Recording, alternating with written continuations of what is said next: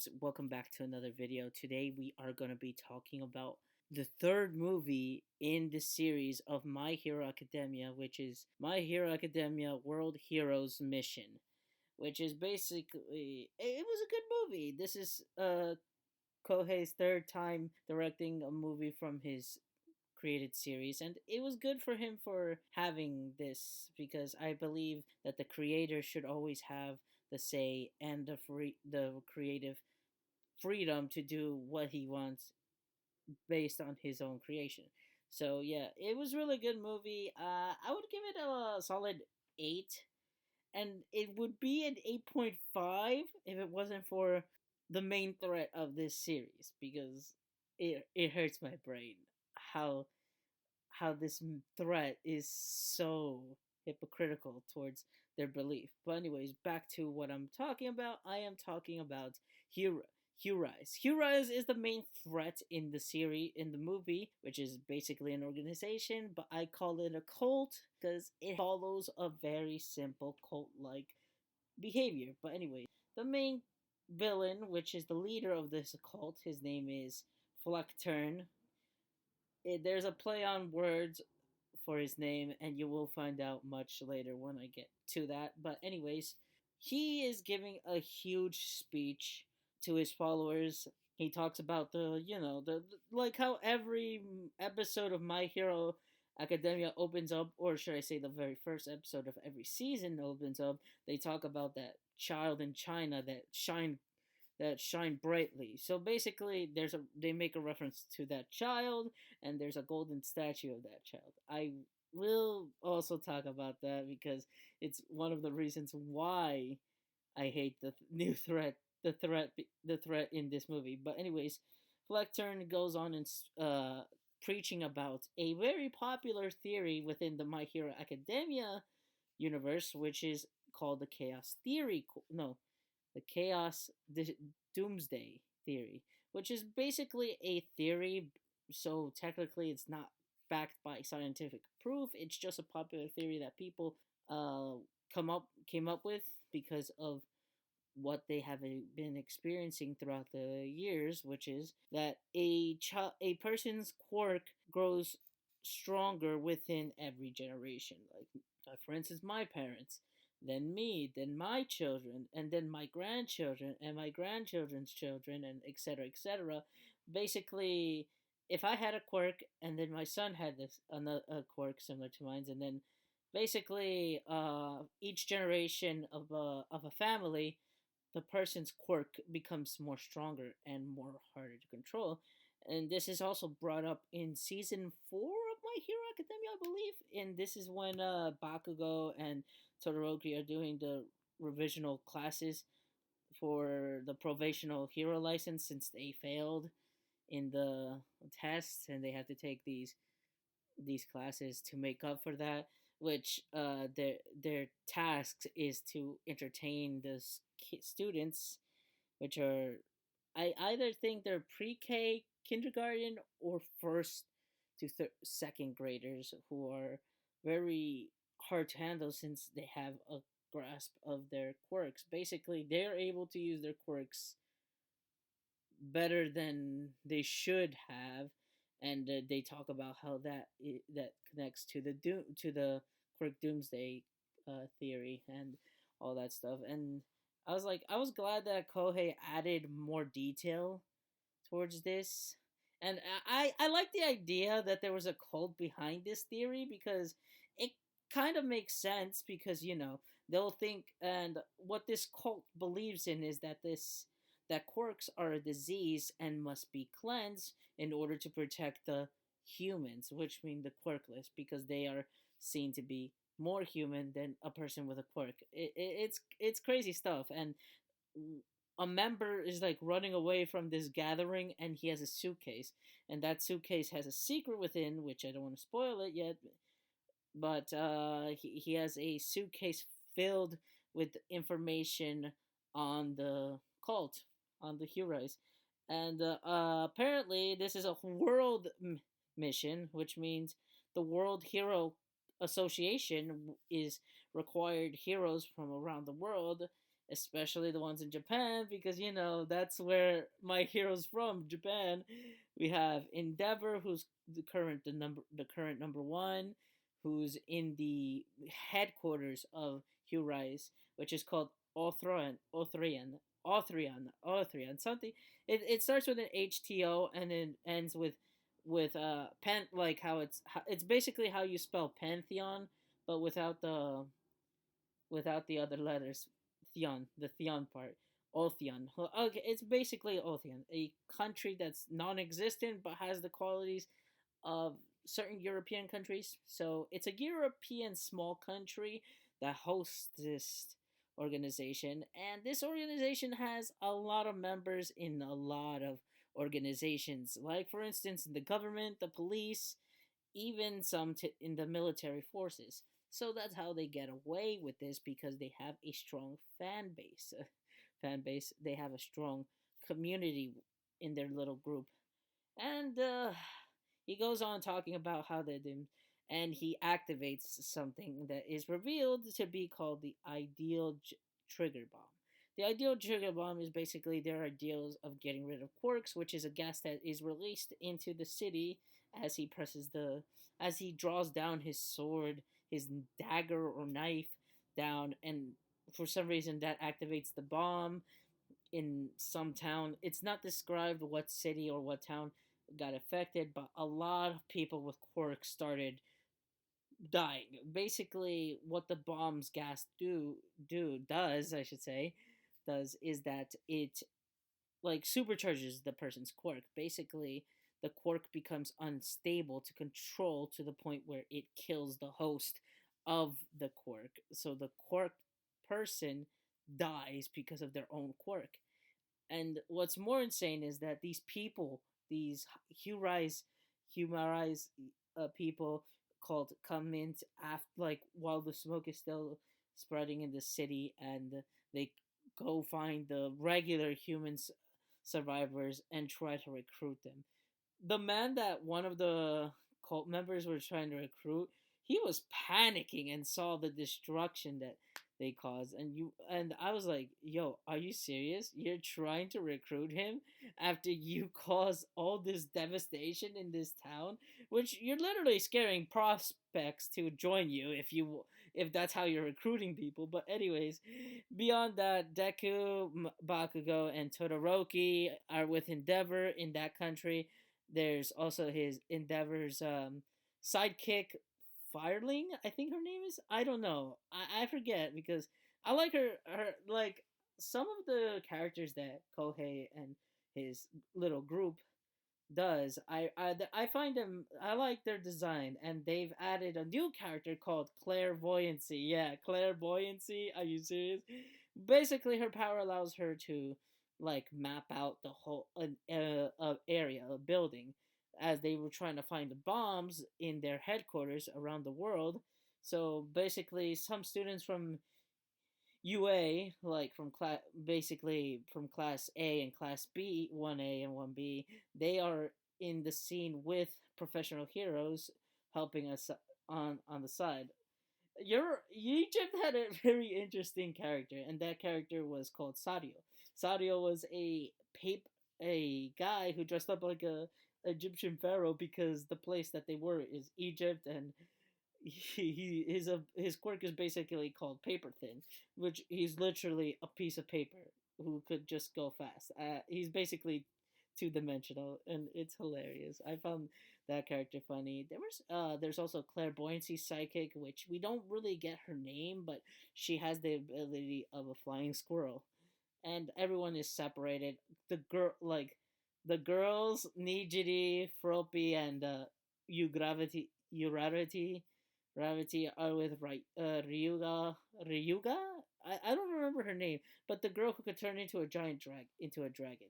Yeah, they're in France. I think Mysticoso.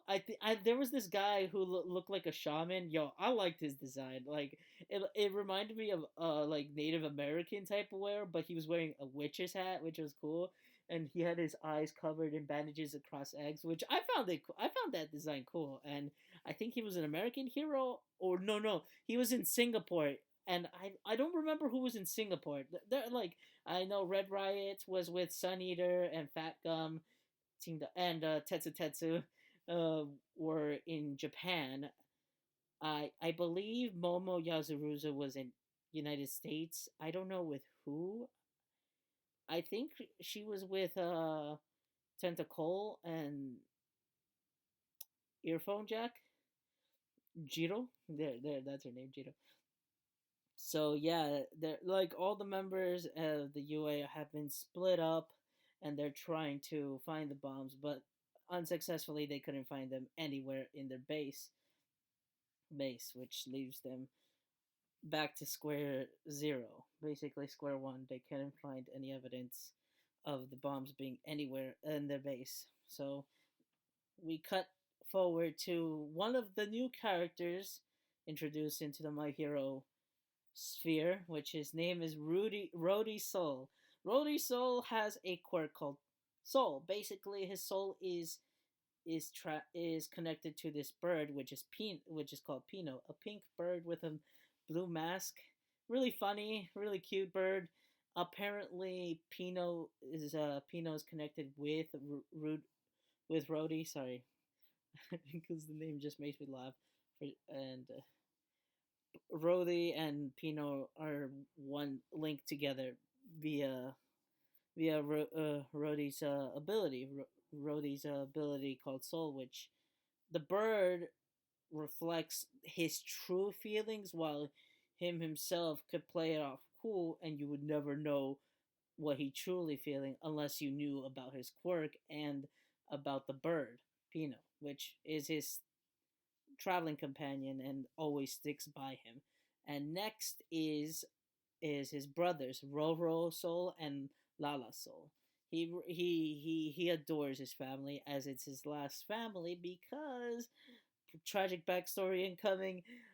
Roro Soul and his two siblings used to live in a mansion, but later one day his father would disappear, and there was rumors that he joined the Humarise organization, and people started assaulting their home and everything, even to the point where Rody hated his father, and he would do anything to protect his siblings. And he does do certain things that he shouldn't be doing, but it's to provide for his brother and sister, which I 100% respect him, but I wish he didn't commit the stuff that he had to do. So basically, he does dirty jobs, and this dirty job he gets is from a barkeep who tells or slash bartender, bar owner, who tells him, "Hey, I have a job for you. I need you to meet these people at this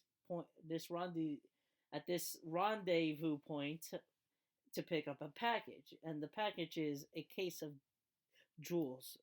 But at the same time that this is happening, the guy who was escaping from the occult with important documents, he's in the car, but he's getting chased down by a person with a quirk, which which her name is Boros, and Boros resemble has a huge resemblance to Robin Hood, and I was like, "Yo, who this?" I'm like, "Yo, is this Robin Hood? Nah, that can't be Robin Hood." I was like, but her abilities allows to have her hands turn into a bow, a long bow. Basically, she shoots arrows, and if it doesn't hit her target, they'll still be locked onto them.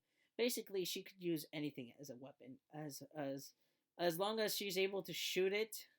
She could use her ability to track you down, like uh how do you call it, heat seeking missiles, like basically that. So yeah, he's getting chased down by this woman, and he misses. Meanwhile, before we get into this, Bakugo, Todoroki, and Deku are all grocery shopping for the heroes, as they can't be involved with this particular mission.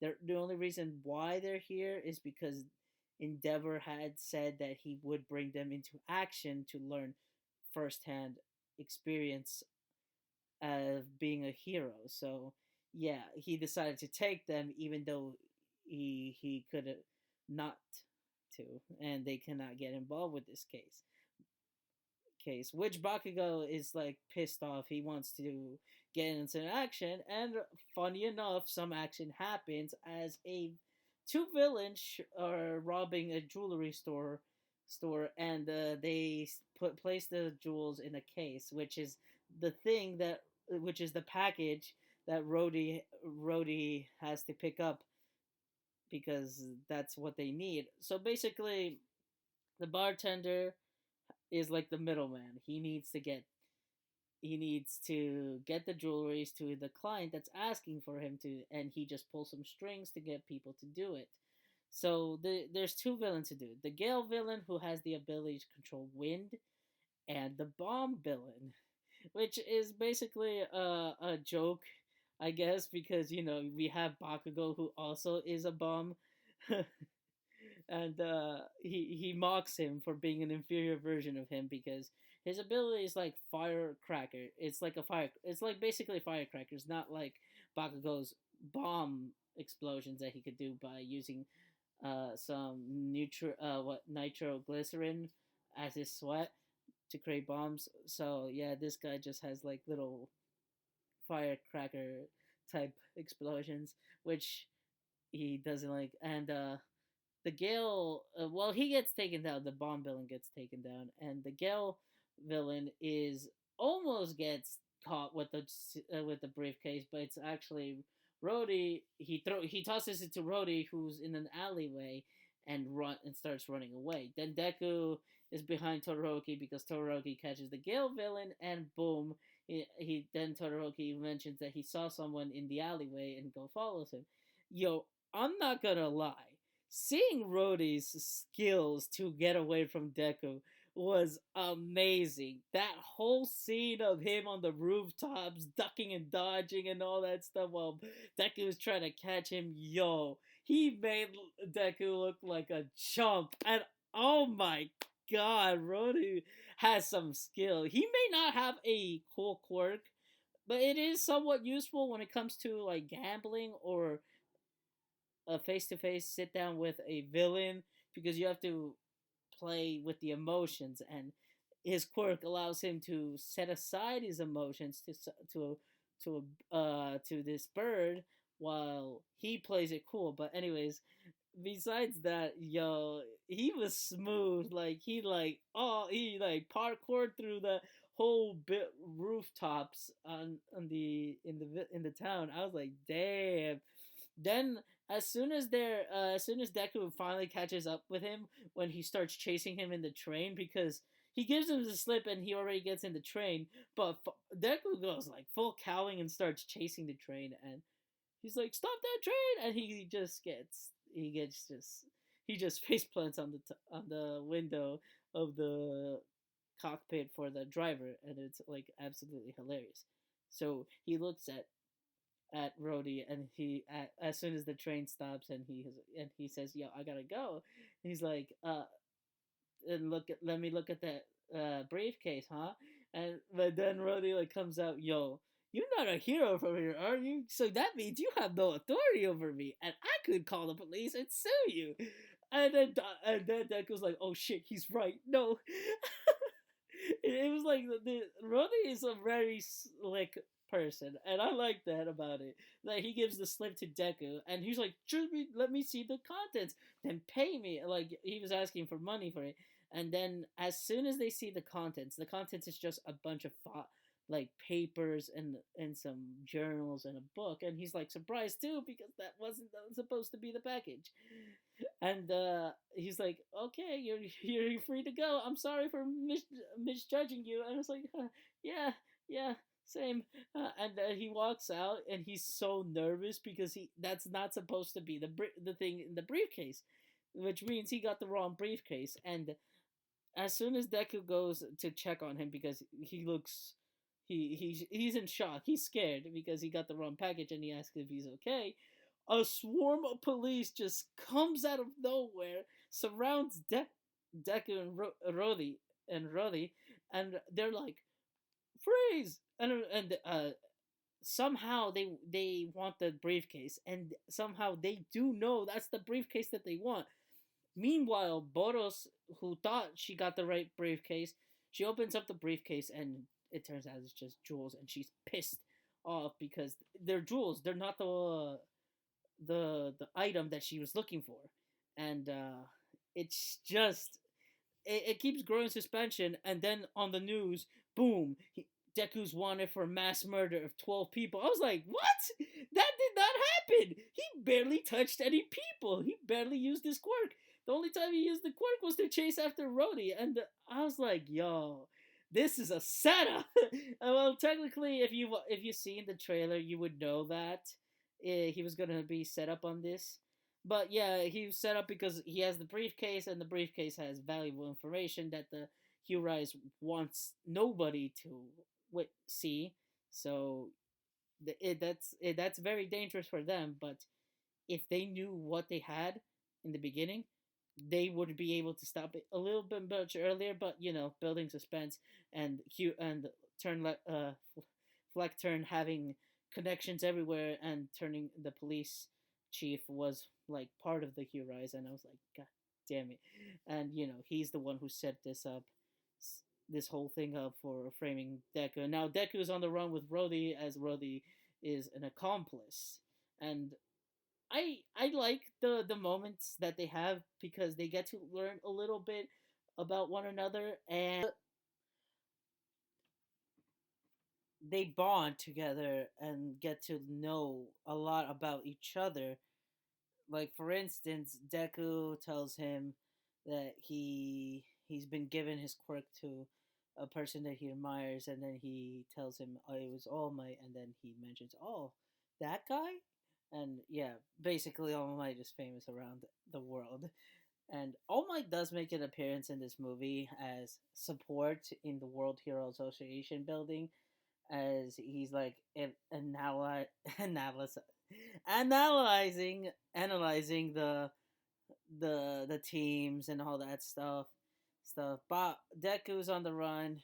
This surprises Endeavor, and Todoroki and Bakugo are like get a phone call, and Todoroki like gives him advice like, yo, remove your battery and chip, and do not turn on your phone for no reason. They could be tracking for no reason unless it's an emergency, and they could be tracking you. And they walk out of the building that they're staying in, and you see some cops in the background, like following Bakugo and Todoroki, knowing that they might know some things, But Bakugo and Deku and Todoroki have to give the police the slip, but apparently they've taken the train to travel to the border of the Otheon and the other country, which I forget what it's called. It starts with a K. It looked like Italy for some reason. But anyways, they're on a journey, and they're contemplating. And Rhodey goes on to blame Deku because he says, "Yo, this is your fault. Just give them the briefcase, and I would have never been involved with this." Rhodey kind of warms up to Deku a bit. I think he warms up to Deku when they confront Redgon. Regon. When they face Regon. Regon is a person who's part of the Humarise organization who has a quirk called Iron Clubs, but I don't understand why he turned into a really big red ogre when he could just turn his hands into iron clubs. It made no sense, but the design wise was pretty cool. It reminded me of the Onis that I would face in Fate Grand Order. Uh, but yeah, he gets beaten by Deku, of course, and he saves Rhodey out of there. And Rhodey and him have a conversation heart to heart, and he mentions that he has siblings, and his original dream was to become a pilot, and he's very knowledgeable with planes, and you kind of could see the foreshadowing of him wanting to be a pilot when you see a plane fly overhead, head of him in the beginning of the movie. Like, yeah, there's a scene where there's a plane that flies over him and over the Golden State Bridge, and he sees the plane, and you could tell that he likes fly. He might like fly, want to fly. But anyways, back to the point. He said he was willing to do anything, and that's why he called in and saying, "Hey, I got the briefcase. Meet me at this location." And he tried to keep Deku out of this so he wouldn't get hurt. But it reveals his true feelings are revealed because the bird Pino comes out of nowhere and starts waking up Deku and telling him, "Yo, he's gone, and the briefcase is gone too." And basically, he did want to do this, but he really wanted to get back to his family and keep his family safe. But he really didn't want to betray Deku and get him hurt. So basically, he had mixed feelings about what he was about to do. But they were able to get out safely, and they start becoming more friendly. Their bond starts to grow, and they start to get to know one another and start to like each other.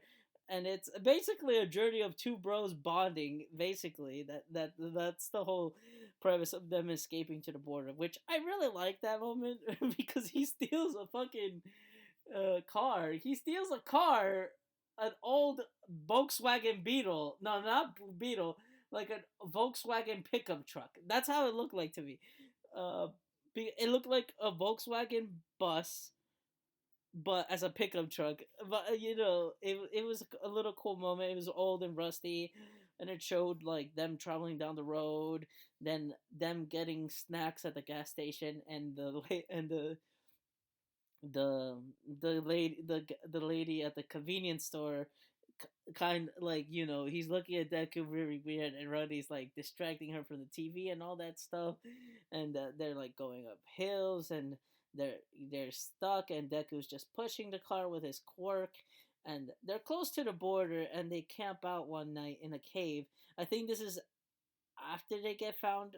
No, this is after the cave. No, this is not before the driving, and this is before them going on a road. They stealing an old car from a farm that was nearby, and it was after the assault of Regon. Regon. So basically, Rhodey tells him his quirk. He points at Pino, and that Pino shows his true feel, how he truly feels, and we don't get that until much later in the movie. We don't see what his real quirk is. We don't get to hear about his real quirk until it comes back to show us how important that quirk was at this moment in the movie. But anyways, they're traveling. They're like really close to the border, but they can't use the car anymore because they have to go over these cliffs and survive. But a helicopter flies over, which has Boros and a new guy, which I forget his name is, but his quirk was allowed to create iron balls and could manipulate the size of these iron balls. And Boros is there again for the third time. Yeah, actually, I forgot to mention that Boros in the city, when the cops surround them, she's there too, shooting at them, and then they're running. Then he's running with Rhodey, and he's able to get to the other side of the river that splits the town with the boonies, and they're trying to get away. And that's how, and they get on top of a roof of the bus. But Deku, being the good Samaritan that he is, he puts the amount of money that they need for to pay for two passengers. It's like that should cover us, and Rhodey's like, wow, that was lame. But anyways, they fight against them, but just as soon as things look bad, my boy Bakugo and Todoroki show up. Todoroki with that ice and fire stopping the the Iron Ball Quirk guy, and Boros. And I believe at one point Boros commits suicide. And that's what it looked like. When you look I failed, and I can't go back. And it looked like she committed suicide, but she had a parachute. And then after that, we don't see her anymore in the movie. That's the last time we see Boros. So I think she did committed seppuku for some reason. I don't know.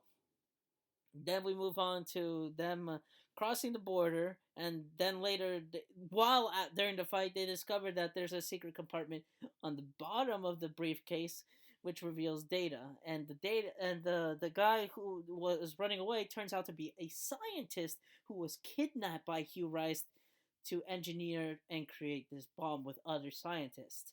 And he goes on to explain that they have made a failsafe key, which him and Eddie Soul had created to stop the bombs. This is where we reveal that Rhodey's dad did not abandon them. He was kidnapped by the by this group to create the bomb. But he didn't want no one to die, so he created a failsafe key to stop the bomb.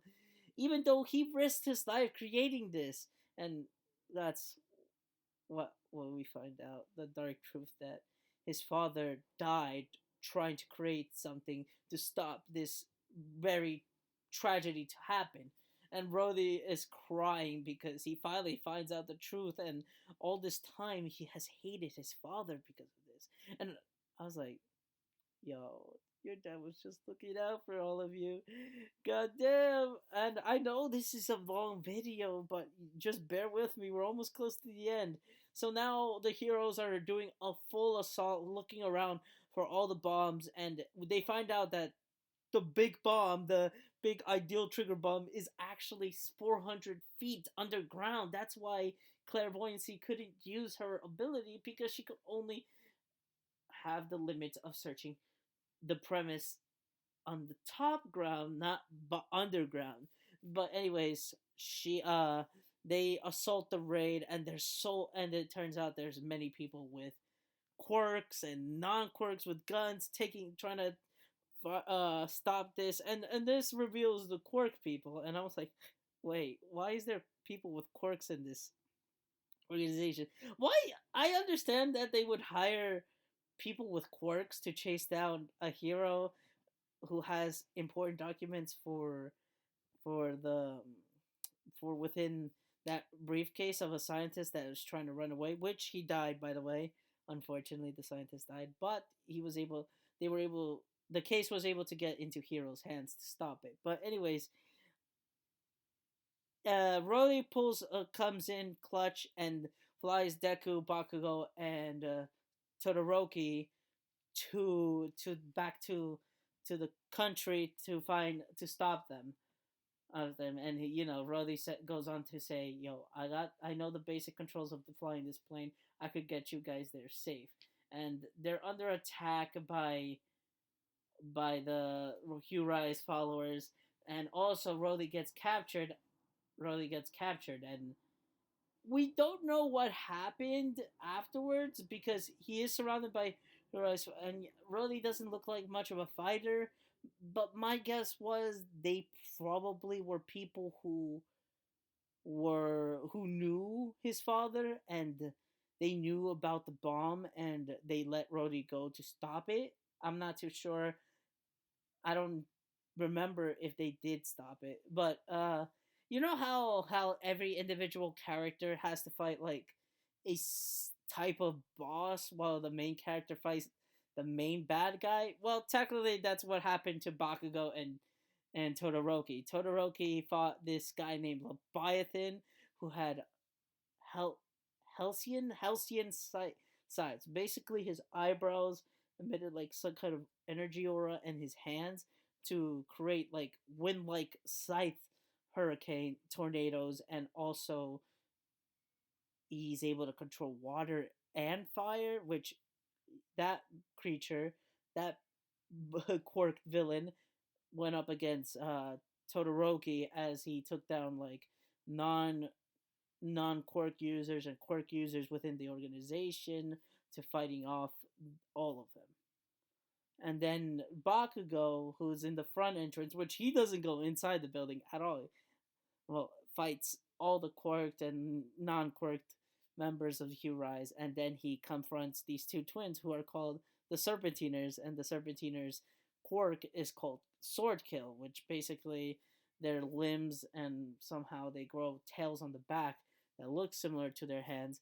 Their limbs turn into whip-like object with sharp blades on the side. Basically, it's like a sword that's a whip, and they fight Bakugo, and Bakugo's losing, and he's losing a lot of blood, and he's bleeding out, and he beats it. It's like a boss that has two health bars, because as soon as their first health bar was down, they like, oh, we're gonna take this drug that will give us more strength. It's basically what that guy from Chisaki, if you remember in season 4 of My Hero Academia, there was this guy who was able to control the base. He was manipulating how the base was was moving. Like, he basically changed the shape of the inside of the base. Basically, how he did it, and he was able to get that much control was by taking these drugs. These two twins took similar drug like that to boost their powers, but Bakugo beats him with his signature uh, Hauser Impact Blast shot, whatever you like, he calls it, and that's how it beats it. And Todoroki beats Leviathan by using his father's signature move, which is Flash Flame Fire Burst or something like that, which he uses his fire attack to overcome Leviathan's fire abilities as well. So, and then we have Deku versus Fleckturn. Oh, this guy, this leader of this religious organization, turned out has a quirk. Apparently, he can reflect attacks and send it back to their opponents 2 times stronger. I was like so mad that this guy who has created this organization that are supposed to hate quirks and are trying to eliminate quirks, have members who have quirks, and himself having a quirk. He calls it a disease. I was like, yo, dude, why don't you use the DS on yourself to get rid of your quirk? But you know what? I don't understand. Deku fights him, and he's getting beaten by his own power, and then Rhodey shows up with the detonation key, and it looks like he's about to hand it over to Fleck turn, and you see the bird. Then Deku sees the bird, and he knows that that's not what he's trying to pull off. He's gonna go and shut down the bomb, which Deku gives him time to run to get there, but he does get injured, and yo, it made me sad when I saw that. When he got injured, he's like trying to get to the stairs to the basement to shut down and he's bleeding badly, and the bird also took it. I was like, no, oh man, I was like, no, not the bird too. And they're still holding out the chance. Like, this is something that I have to do, he says. And Deku's like, I understand. And he fights. Sorry for the voice crack, but he fights Fleckturn, and the fight is getting intense. And you know what this fight reminded me? It reminded me of the first time we're introduced to Nomus, and when the League of Villains had infiltrated the school, and they had the Nomu fight against what's his name, All Might, when he was still able to transform into his muscular form. And I like the scene because it reminded me exactly of what happened between Fleckturn and Deku, because Deku was fighting up a person that could withstand his and send it back to him with 2 times stronger, which was shock absorption, the quirk that the Nomu was equipped with, which is why he was able to take the hits of All Might. So the fight was somewhat similar to the point where his reflection abilities were now weakened, and was because Deku was turning into that version of himself back in the second movie, where his pupils start turning into the shotting gun, and shotting guns, and basically it's a mix of when Eddie boosted his powers and also how he looked like in the second movie of Heroes Rising.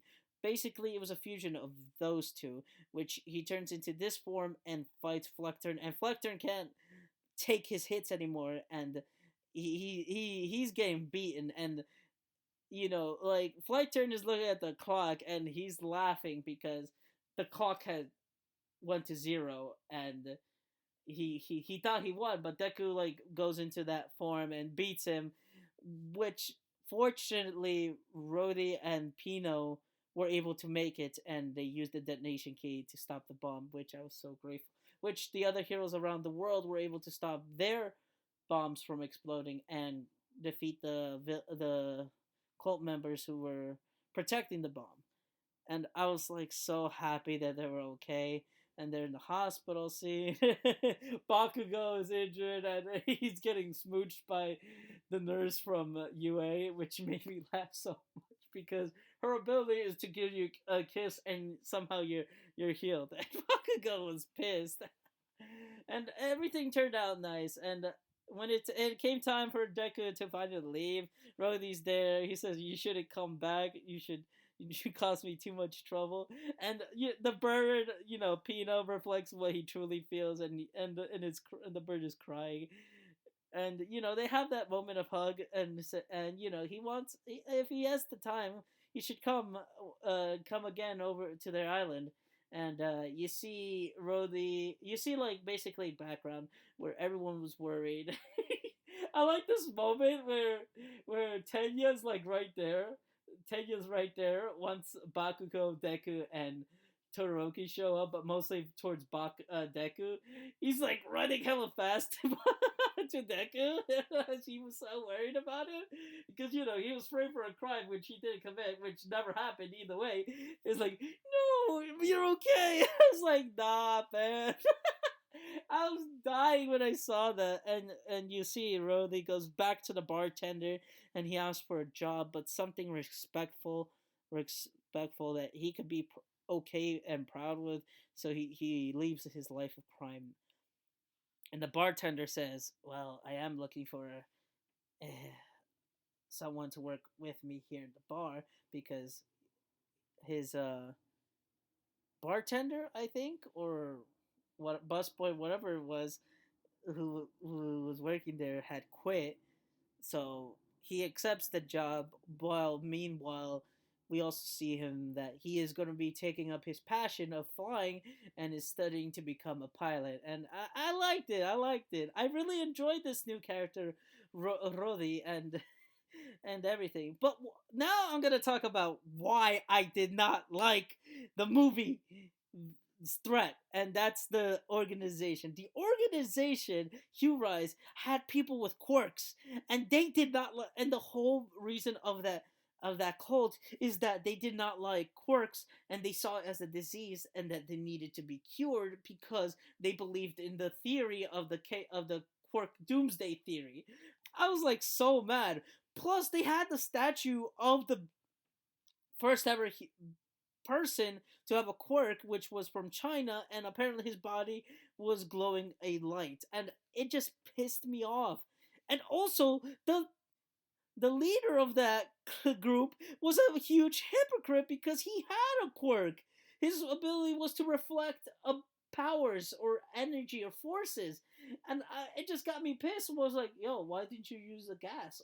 Why didn't you create a solution where you could get rid of your quirks and still preach that you're a true person that preaches about your stuff, your craft and stuff, instead of lying and then ending up having the one thing that you've created a whole religion, organization, cult based on, of not wanting quirks and to protecting the humans, basically the regular people, because they're considered humans.